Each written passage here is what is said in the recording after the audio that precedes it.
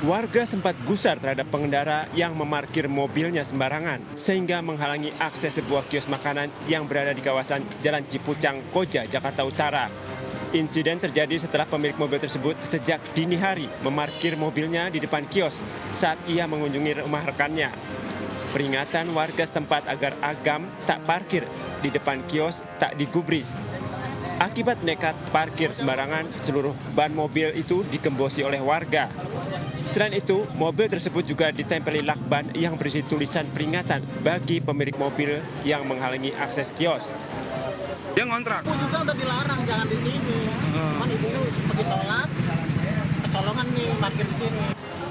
Petugas suku Dinas Perhubungan Jakarta Utara yang tiba di lokasi bersama pihak kelurahan dan warga meminta pengendara mobil tidak lagi parkir mobil di sembarang tempat. Sebenarnya tadi tugas kami hanya ingin melakukan penderekan, tetapi karena si pemiliknya sudah ada, karena dia menghalangi toko, maka diselesaikan dengan secara kekeluargaan. Pengendara mobil tersebut juga membuat surat pernyataan maaf dan menyatakan tidak lagi mengulangi parkir sembarangan yang merugikan banyak orang. Dari Jakarta, Sofyan Firdaus melaporkan.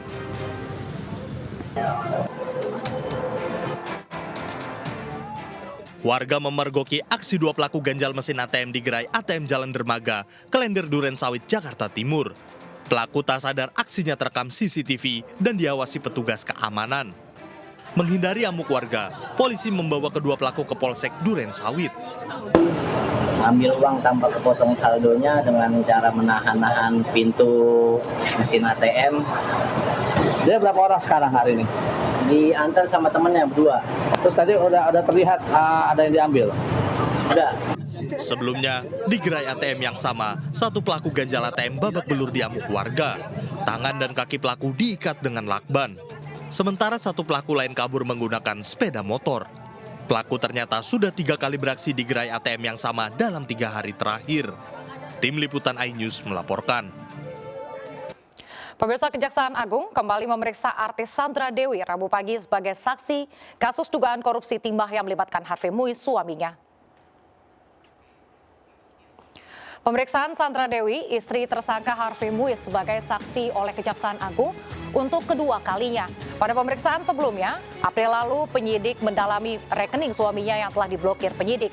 Pemeriksaan Sandra Dewi diperlukan untuk mengetahui rekening mana saja yang terindikasi dengan dugaan tindak pidana korupsi suaminya.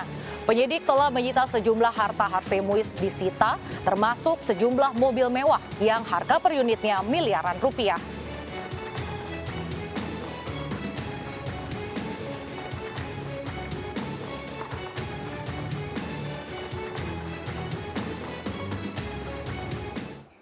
Dan untuk mengetahui jalannya pemeriksaan artis Sandra Dewi dalam kasus dugaan korupsi timah yang melibatkan Harvey Muiz, suaminya, sudah ada rekan Stephen Patinama di Kejaksaan Agung. Selamat siang, Stephen. Silakan dengan laporan Anda. Ya, baik, selamat siang Raisa dan juga pemirsa. Untuk update terkait pemeriksaan dari artis Sandra Dewi yang merupakan istri dari Harvey Muiz yang merupakan tersangka dari dugaan kasus korupsi yang terjadi di PT Timah, hingga saat ini atau kurang lebih telah berjalan 3 jam lebih ini masih terus berjalan di ruang penyidik Jaksa Agung Muda Tindak Pidana Khusus Kejaksaan Agung Republik Indonesia. Sandra Dewi sendiri diketahui tadi hadir di gedung Kejaksaan Agung ini sekitar pukul 7 ataupun 8 pagi, yang jadwal tersebut berada di luar jadwal yang telah ditentukan Kejaksaan Agung, yaitu pukul 9 pagi tadi. Sandra Dewi hadir dengan membawa sejumlah berkas yang terlihat dari video yang beredar di rekan-rekan media, yang diperlihatkan dirinya kepada tim penyidik yang memeriksa dirinya dengan kapasitas sebagai saksi dalam kasus yang menjerat suaminya tersebut. Selain melakukan pemeriksaan terhadap Sandra Dewi, hari ini juga Kejaksaan Agung ataupun penyidik Jampitsus juga melakukan pemeriksaan terhadap tersangka lainnya di kasus yang sama, yaitu Crazy Rich Helena Lim yang tadi tiba di gedung Jaksa Agung Muda Pidana Khusus pada pukul 11 siang tadi.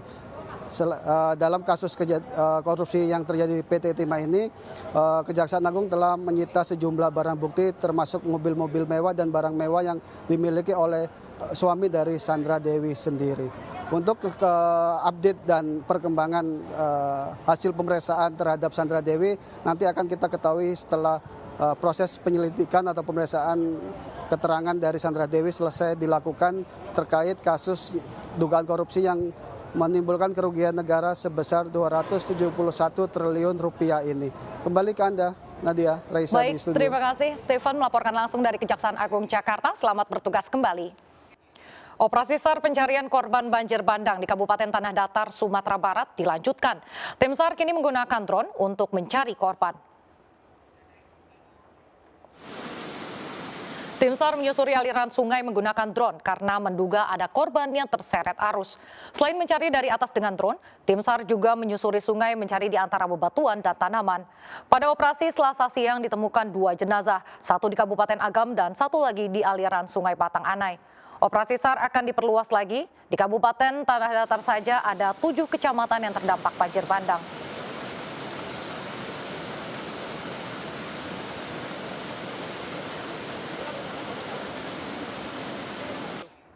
Kesaksian korban selamat banjir bandang di Kabupaten Tanah Datar, air sungai meluap dan menyeret sejumlah kendaraan. Sejumlah warga berusaha naik ke lantai 2 bangunan menyelamatkan diri dari hantaman banjir bandang yang datang tiba-tiba.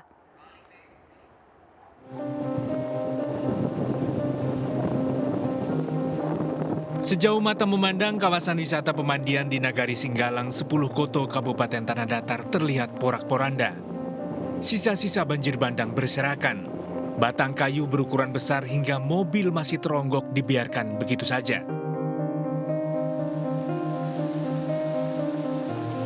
Hantaman air bah yang begitu dahsyat bahkan memutus jalan lintas padang Bukit Tinggi hingga tidak bisa dilewati kendaraan. Banjir bandang juga menggerogoti pondasi rumah, warung, dan penginapan yang berdiri di bantaran sungai. Tinggal menunggu waktu, bangunan ini akan ambruk jika tidak segera diperbaiki.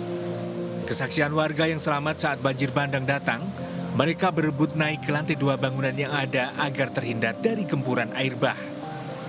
Kejadian waktu itu waktu mobil hanyut, motor-motor hanyut itu pas di depan Mama Kananggong sama Mama Kanamse. Tapi diberitakan ada mobil satu, belum pasti itu. Jenis Jazz warna Yaris biru, belum ketahuan sekarang apa dia selamat atau enggak, belum tahu. Korban selamat saat ini mengungsi ke rumah keluarga masing-masing. Mereka berharap agar pemerintah mengizinkan tempat wisata pemandian ini dibuka kembali, karena ini adalah satu-satunya sumber penghasilan mereka. Dari Tanah Datar, Sumatera Barat, Eka Guspriyadi, iNews, melaporkan.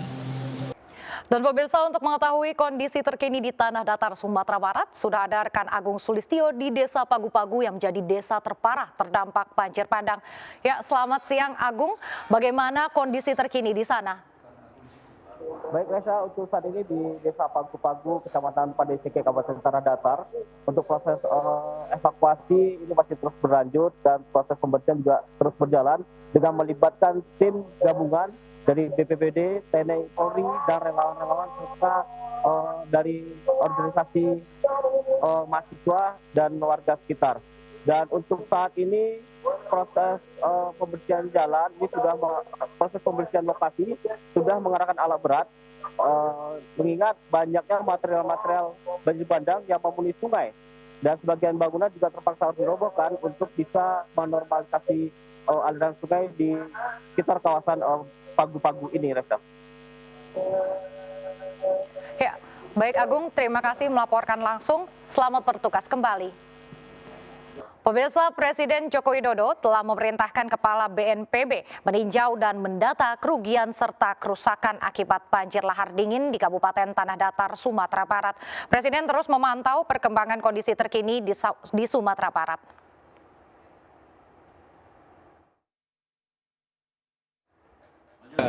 Saya mengikuti terus dengan seksama perkembangan banjir yang terjadi di Kabupaten Tanah Datar di Sumatera Barat, dan saya sudah memerintahkan Kepala BNPB untuk langsung ke sana dan sudah sampai di sana. Kemarin kita telepon juga perkembangannya seperti apa, kondisinya seperti apa, sudah kita ikuti, dan saya juga ingin ke sana tapi masih mengatur waktu karena juga di sana kondisinya jalan banyak yang longsor, pengungsi juga baru ditata, sehingga nanti kalau waktunya sudah ketemu saya akan Seorang ASN menerobos pengamanan Presiden Joko Widodo saat kunjungan di Kabupaten Konawe. ASN itu yang nekat menerobos memprotes gajinya yang tak dibayar. Kembali saya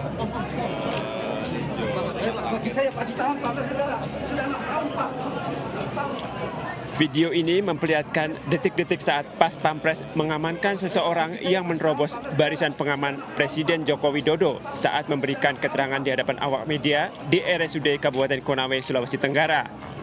Presiden Jokowi sempat terkejut dan petugas Pas Pampres dengan sigap langsung mengamankan penerobos tersebut. Pria itu adalah Mahyudin, seorang ASN warga Kecamatan Lambuya di Kabupaten Konawe. Ia nekat menerobos pengamanan Presiden Jokowi untuk menyampaikan keluhannya karena sudah 7 tahun lamanya tak mendapat gaji dari pemerintah. Saya adalah ASN Kabupaten Konawe yang terangkat di jalur Sekdes tahun 2010. Jadi sejak saat itu saya mendapatkan gaji atau dibayarkan gaji oleh negara. Terkait dengan perkembangan waktu, di tahun 2018 itu tiba-tiba gaji saya dihentikan atau NIP saya dibekukan kepada Presiden Republik Indonesia, khususnya Pak Joko Widodo. Perkara ini, permasalahan ini bisa diselesaikan sampai saya bisa puas. Insiden tersebut terjadi saat Presiden Jokowi berkunjung ke RSUD Kabupaten Konawe untuk melihat kondisi peralatan dan fasilitas serta tenaga medis di sana. Dalam kunjungannya ke Kabupaten Konawe, Presiden Jokowi juga meresmikan bendungan Ameroro.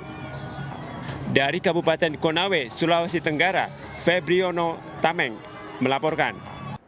Pemirsa, sejumlah rumah sakit di berbagai daerah sudah melakukan uji coba penerapan kelas rawat inap standar atau KRIS. Sementara Presiden dan Menteri Kesehatan meminta seluruh rumah sakit mengikuti aturan ini.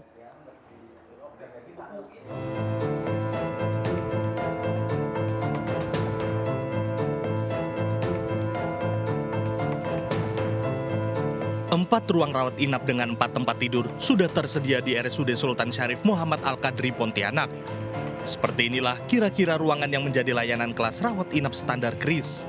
Seluruh pasien di RSUD SSMA mendapatkan layanan yang sama tanpa membedakan kelas sejak tahun 2023 sesuai aturan KRIS. Sementara di Batam, Kepulauan Riau, Rumah Sakit Awal Bros Batam menjadi rumah sakit yang ditunjuk pemerintah menjadi salah satu pelaksana uji coba sistem KRIS. Saat ini, ada sekitar 220 ranjang yang disiapkan Rumah Sakit Awal Bros dan mengaku siap jika kebijakan KRIS diterapkan. Dengan sejumlah syarat diantaranya maksimal 4 tempat tidur dalam satu ruangan, jarak antar bed minimal 1,5 meter, ventilasi, pencahayaan, serta kamar mandi. Jadi itu bukan dihapus, standarnya disederhanakan dan kualitasnya diangkat. Jadi dulu ada kelas 3, kan sekarang semuanya naik ke kelas 2 dan kelas 1. Jadi diharapkan lebih sederhana dan layanan masyarakat. Nanti Permenkesnya sebentar lagi keluar sudah dibuat. Kelas rawat inap standar KRIS akan diterapkan secara bertahap dan nantinya seluruh rumah sakit serentak melaksanakan kebijakan KRIS ini 30 Juni 2025. Sementara besaran iuran baru akan ditetapkan pada 1 Juli 2025. Tim kontributor iNews melaporkan. Terima kasih masih bersama kami. Pemirsa, seorang jemaah calon haji asal Garut, Jawa Barat meninggal dunia di Madinah akibat penyakit jantung. Almarhum meninggal usai sholat asar di Masjid Nabawi. Jemaah calon haji Upan Supan Anas dari Kloter 2 Embarkasi Jakarta Bekasi tiba di Madinah 12 Mei lalu. Sebelum meninggal, almarhum Upan sempat ditangani tim medis di Madinah, namun nyawanya tak tertolong. Jenazah akan disolatkan di Masjid Nabawi sebelum nantinya dimakamkan di komplek pemakaman Baqi yang ada di sebelah Masjid Nabawi. Kemenak memastikan akan membadal hajikan almarhum nanti pada saat prosesi haji di Mekah Al-Mukarramah. Seorang nenek lansia ditemukan terduduk lemas di pelataran Masjid Nabawi, Madinah, Arab Saudi karena kelelahan. Jemaah disarankan tidak memaksakan diri beribadah sunnah dan juga membawa obat-obatan pribadi.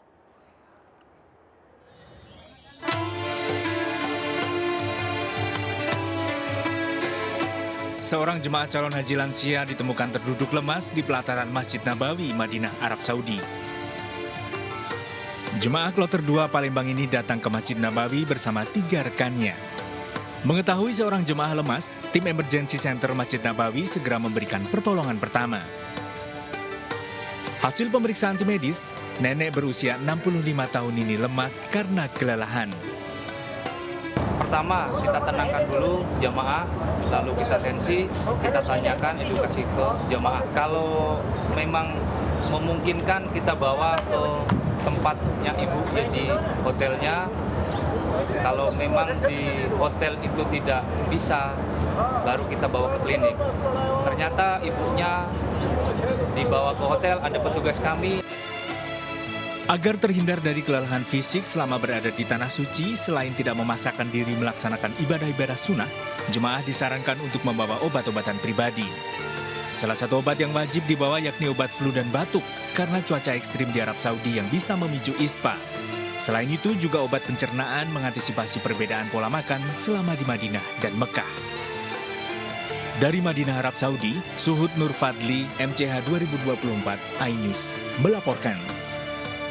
Handphone hasil menabung dijual ibunya untuk kebutuhan sehari-hari. Bocah SD di Cirebon, Jawa Barat depresi berat. Selama 10 bulan, bocah ini kerap mengamuk dan terpaksa berhenti sekolah.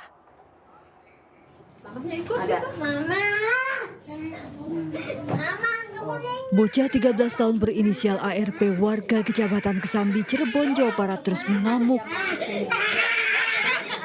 10 bulan terakhir bocah 13 tahun ini depresi berat dan kerap kabur setelah ponsel miliknya hasilnya menabung dijual ibunya untuk memenuhi kebutuhan sehari-hari. Meski sang ibu sudah minta izin dan berjanji mengganti jika mendapat rezeki, namun ARP ternyata memendam kesedihan.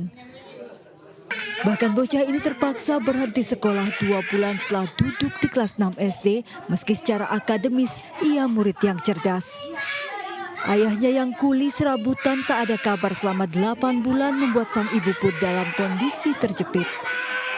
Hasil nabung, Bu? Hasil nabung sendiri, jadi payah sendiri, saya pinjam kan. Tapi saya izin, Oma, saya izin, nggak asal saya jual, saya izin. Mama pinjam ya, nanti Mama balikin kalau punya uang, Mama belikan lagi. Dia boleh, Pak, boleh. Tapi ya itu di saat itu saya sering mengalami kayak gitu. Jadi artinya sebetulnya penanganannya ini sudah aman, hanya karena ini harus terkait terapi. Terapi ini yang kita butuhkan. Jadi bantuan ini bukan sifatnya dadakan nanti, tetapi yang sifatnya berkelanjutan, kontinu. Dari Cirebon, Jawa Barat, Miftahuddin, iNews, melaporkan. Dewan Pers menolak draft RUU penyiaran yang dinilai menghilangkan kebebasan pers lantaran melarang media investigasi. Dewan Pers menolak draft rancangan kedua atas Undang-Undang Penyiaran. Ketua Dewan Pers Nining Rahayu menyampaikan, Dewan Pers menghormati DPR ataupun pemerintah yang berwenang menyusun sebuah regulasi. Dewan Pers menilai RUU Penyiaran tidak mencerminkan pemenuhan hak konstitusional warga negara untuk mendapatkan informasi sebagaimana tercantum dalam Undang-Undang Dasar 1945. Revisi Undang-Undang Penyiaran ini juga tidak mendukung lahirnya jurnalis berkualitas, antara lain karena melarang media melakukan investigasi.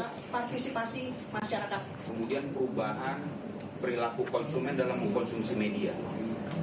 Pemirsa, biskuit menjadi cemilan yang disukai berbagai kalangan. Agar semakin mengena di hati penggemarnya, sebuah produk biskuit berkolaborasi dengan tokoh kartun Jepang menyajikan kemasan dan varian baru serta permainan seru.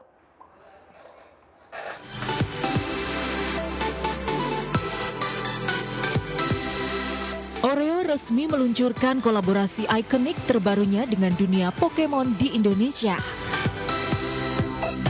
Brand biskuit yang menemani setiap momen keluarga ini siap mengajak masyarakat berpetualang, menemukan dan mengumpulkan koleksi 16 karakter ikonik Pokemon pada kepingan biskuit. Uniknya, beberapa koleksi akan memiliki tingkat kesulitan yang berbeda dalam pencarian, membuat petualangan ini semakin menantang. Hadiah istimewa pun telah dipersiapkan secara khusus bagi siapapun yang berhasil menemukan kepingan biskuit Oreo paling langka. Mulai dari eksklusif merchandise, 1 set koin logam Oreo Pokemon, hingga perjalanan ke Jepang. Selamat berpetualang. Tim Liputan iNews melaporkan.